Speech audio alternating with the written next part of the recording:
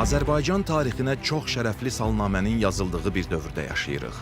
Silahlı Qüvvələrin Ali Baş Komandanı, cənab Prezident İlham Əliyevin rəhbərliyi ilə Müzəffər Azərbaycan ordusunun 2-ci Qarabağ savaşında yağı düşmən üzərində çaldığı şanlı qələbəsi xalqımızın tarixinə qızıl hərflərlə əbədi olaraq həkk olunacaq.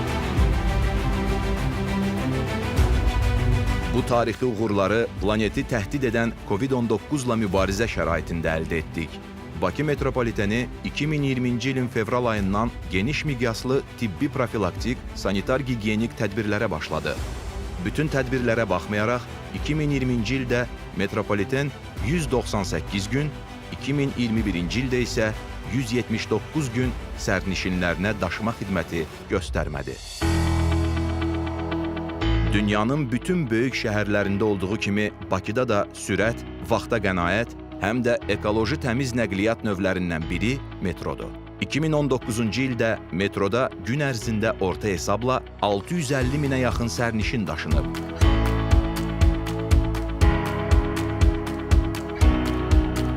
...1967-ci il noyabrın 6-sında Bakıda metropolitenin 5 stansiyası istismara verilir. Bununla SSR-də 5-ci, yaxın şərqdə isə 1-ci metropoliten fəaliyyətə başladı. Bakı metrosunun 1969-cu ildən 1993-cü ilədək olan tarixi inkişaf yolu ümummilli lider Heydər Əliyevin adı ilə bağlıdır. 1970-ci ildə Ulduz, 1972-ci ildə Məşədi Əzizbəyov, indiki Koroğlu, Avrora, indiki Qara Qarayev və Neftçilər stansiyaları tikildi. 1976-cı ildə Nizami, 1979-cu ildə Bakmil, 1985-ci ildə Elmlər Akademiyası, İnşaatçılar, 20 Yanvar və Memar Əcəmi, 1989-cu ildə Xalqlar Dostluğu və Əhmədli stansiyaları paytaxtın sürətlə inkişaf edən mühüm coğrafi ərazilərini şəhər mərkəzi ilə qovuşdurdu. Bakı metropoliteni çox əsrlik Azərbaycan xalqının tarixində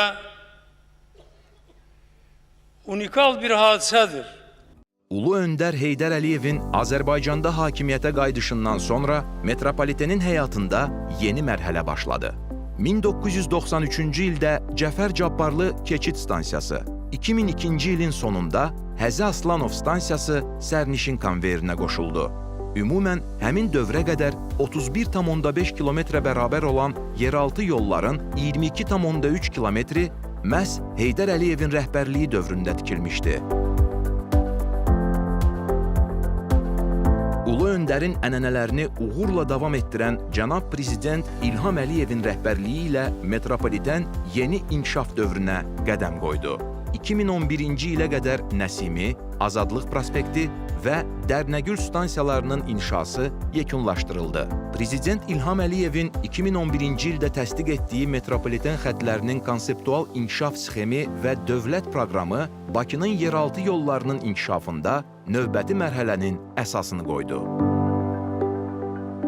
Ulu öndərdən miras qalmış Bakı metropoliteninə müasir dövrün texnoloji yeniliklərini gətirmək və dünya standartlarının ən yüksək tələblərinə cavab verən, dünyanın inkişaf etmiş ölkələrinin metropolitenlərinə nümunə ola biləcək bir ictimai nəqliyyatın formalaşdırılması məqsədi ilə ölkə başçısının 27 fevral 2014-cü il tarixli 289 nömrəli sərəncamına əsasən Bakı metropoliteninin və Azərtunel metro tikinti səhmdar cəmiyyətinin yenidən təşkili yolu ilə səhmləri 100% dövlətə məxsus olan Bakı metropoliteni qapalı səhmdar cəmiyyəti təsis edildi.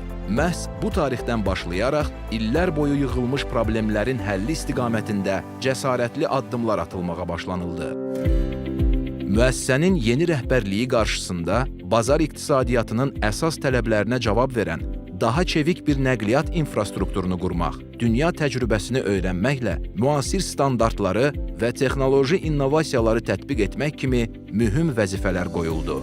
Ölkə başçısının göstərdiyi yüksək diqqət və qayğı nəticəsində metro infrastrukturunda yeni texnoloji yeniliklərin tətbiq edilməsi və bununla da sərnişinlərin təhlükəsizliyinin təmin edilməsi istiqamətində son illərdə böyük həcmdə işlər görüldü.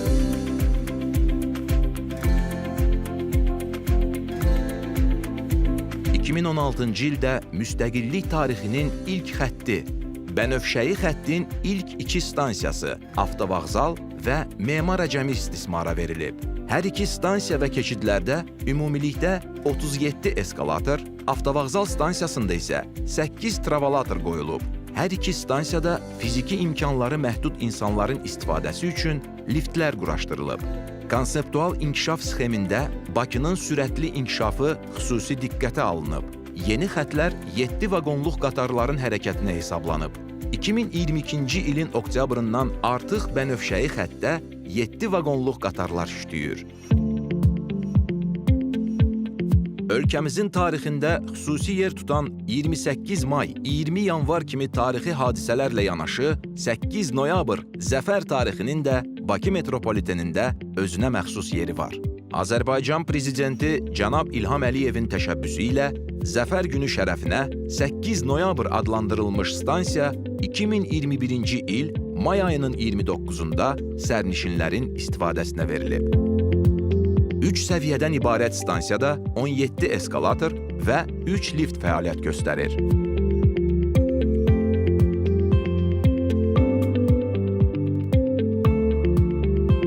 Xocəsən Bakmildən sonra metronun ikinci yerüstü stansiyasıdır.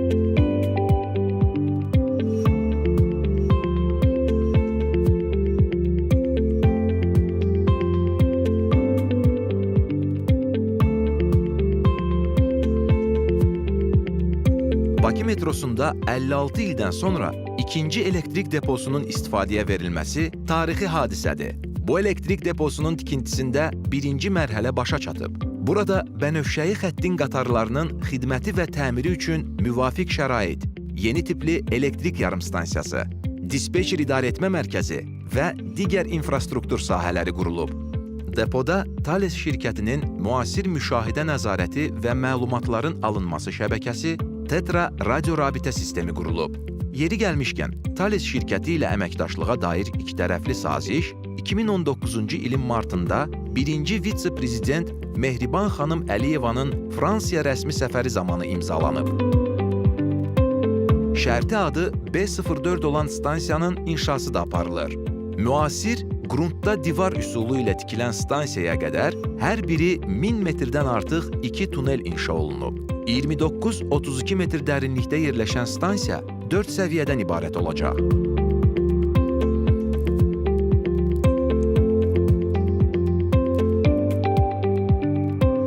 Metropolitenin tarixində hərəkətin təşkilində müasir sistemin tətbiqinə Nərimanov elektrik deposundan start verilib.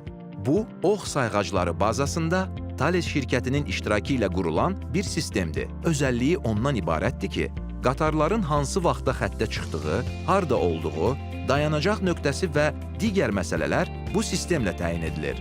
Bu işlər unikal layihə əsasında inşa olunan 5 mərtəbəli mərkəzləşmə məntəqəsindən həyata keçirilir.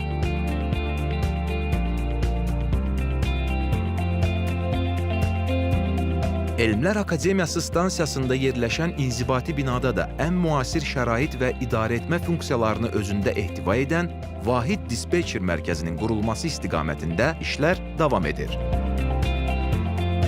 Stansiyaların əsaslı şəkildə yenidən qurulması da diqqət mərkəzindədir. Son illərdə İçəri şəhər, 28 may, Elmlər Akademiyası, Koroğlu, Sahil, Bakmil və Xətai stansiyalarında bu işlər aparılıb. Bakmil stansiya yolunun üzəri çətirlə örtülüb ki, bu da qatar gözləyən sərnişinlərin, avadanlıqların yağmurdan qorunmasına şərait yaradıb.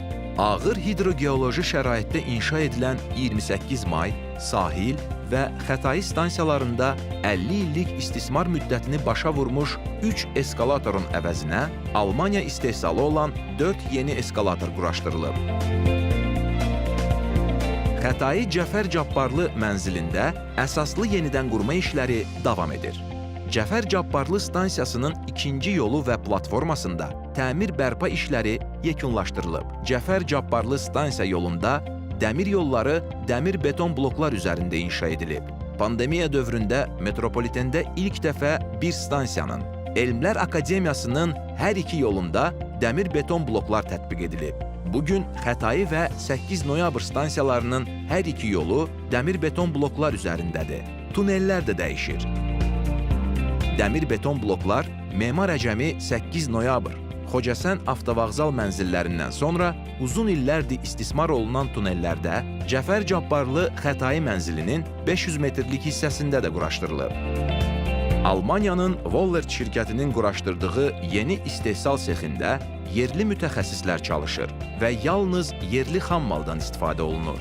Nəticədə ölkə xaricindən gətirilən ağac şpallardan asılılıq aradan qaldırılır. Metropoliten tarixinin ən əhəmiyyətli yeniliklərindən biri Nərimanov elektrik deposunda sınaq yolunun istismara verilməsidir. Layihənin icrası zamanı dəmir-beton blokların tətbiqinə məhz burada başlanılıb.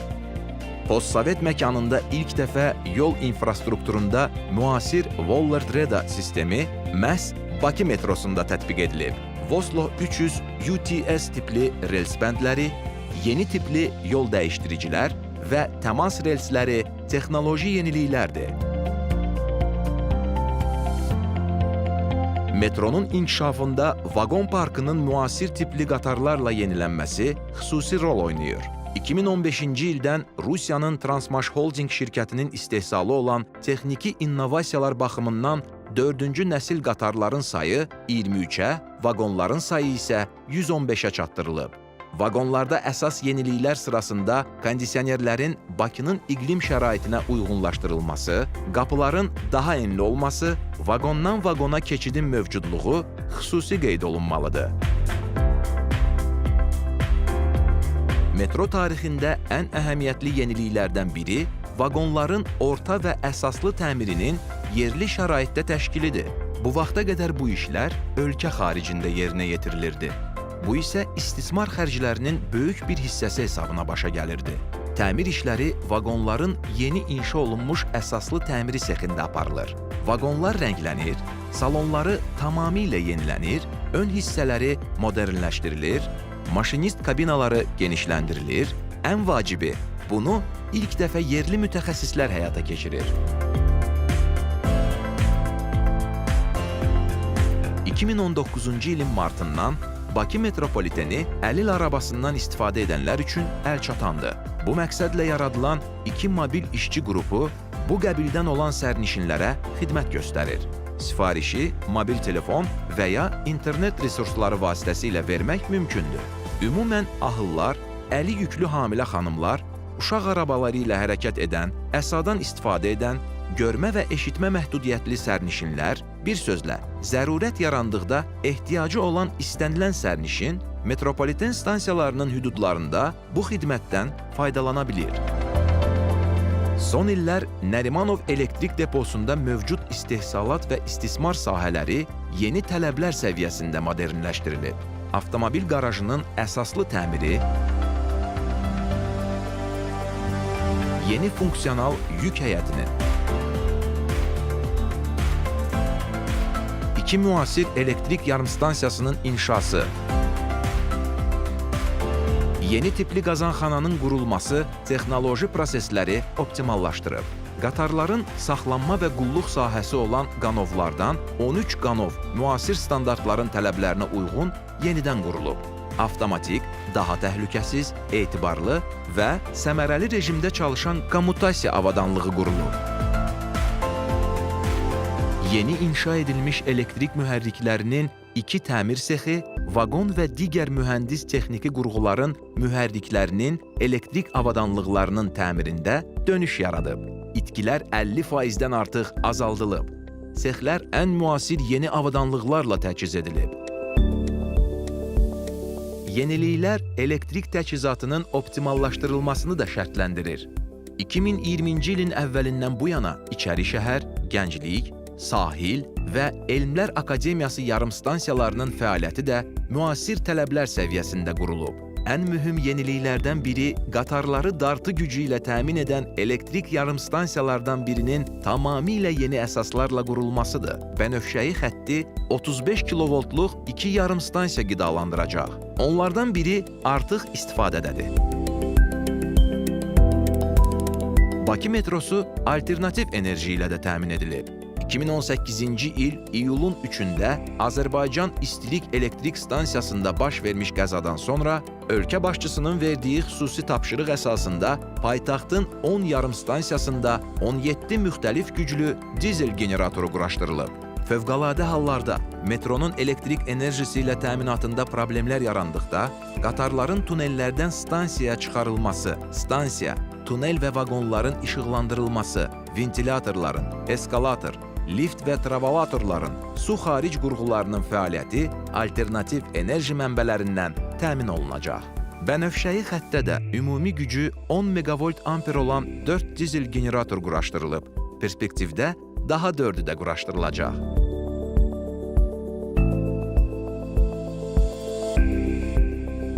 ...2018-ci ildən ventilatorların iş qrafiki fəsillərə uyğun yenidən qurulub. Nəticədə hərarətin 1-3 dərəcə aşağı salınmasına nail olunub. 2019-2022-ci illərdə 23 yeni ventilator alınıb. Təbii havalandırmaya gəldikdə, yeni bənövşəyi xəttdə 84 dampfer quraşdırılıb.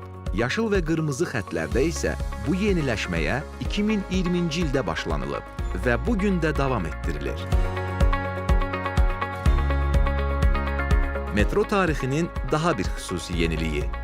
Qrunt sularından səmərəli istifadə ilə bağlı 2020-ci ildə mühüm addım atılıb. Prezident İlham Əliyevin ölkədə su təsərrüfatı ilə bağlı müvafiq tapşırıqlarından sonra metro tunellərində formalaşan qrunt sularından səmərəli istifadəni nəzərdə tutan ilk layihə həyata keçirilib.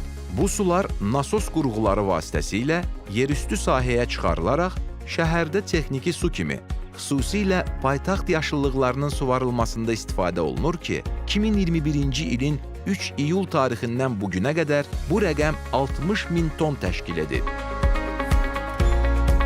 Metropoliten üçün maşinist peşəsi rəmzi xarakter daşıyır.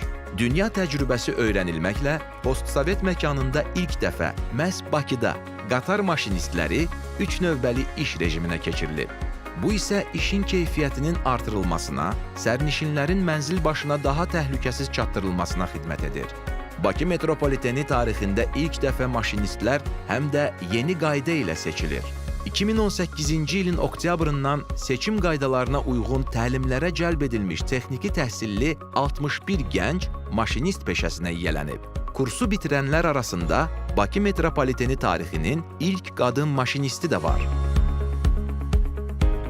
Bakı metropolitenində yeni nəsil qatarlarını idarə edən maşinistlərin hazırlığı prosesi müasir trenajör kompleksində həyata keçirilir. Elektrik deposunda yerləşən köhnə nəsil qatarların trenajörü də yenidən qurulub. Çünki son illərdə bu qatarlar da yeni tipli avtomatlaşdırılmış sistemlərlə təchiz olunur. Təlim-tədris prosesinin təkmilləşdirilməsinə isə 2014-cü il sentyabrın 16-sından metropolitenin tədris ocağının fəaliyyətə başlaması ilə nail olunub. 6000-dən çox işçi burada ixtisasını artıraraq yeni peşələrə yiyələnib. 2019-cu ilin oktyabrında istifadəyə tam olaraq tədris prosesinə uyğun yenidən qurulmuş binada isə metronun bütün sahələri haqqında məlumat almaq, bilikləri artırmaq, bu mürəkkəb sahəni öyrənmək mümkündür.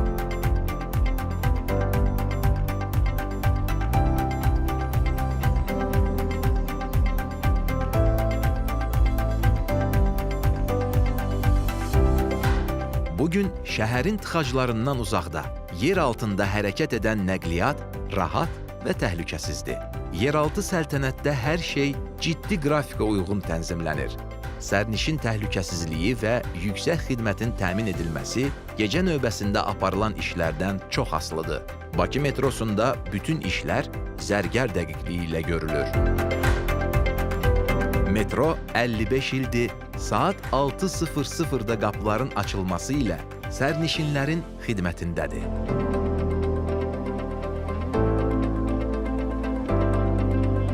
Müasir Azərbaycan böyük coşqu içərisindədir. Azərbaycan Respublikasının prezidenti, Silahlı Qüvvələrin Ali Baş Komandanı cənab İlham Əliyevin rəhbərliyi ilə torpaqlarımızın 30 illik işğalı tarixinə son qoyan müzəffər ordumuz Qələbə marşının sədaları altında ən yeni tariximizin səhifələrini yazıb. Bakı metropoliteni Qapalı Səhmdar Cəmiyyətinin kollektivi belə bir tarixi dövrdə müzəffər ali baş komandanımızın rəhbərliyi ilə birlik nümayiş etdirən xalqın bir parçası olmaqdan qürur hissi keçirir. Yolunuz açıq olsun.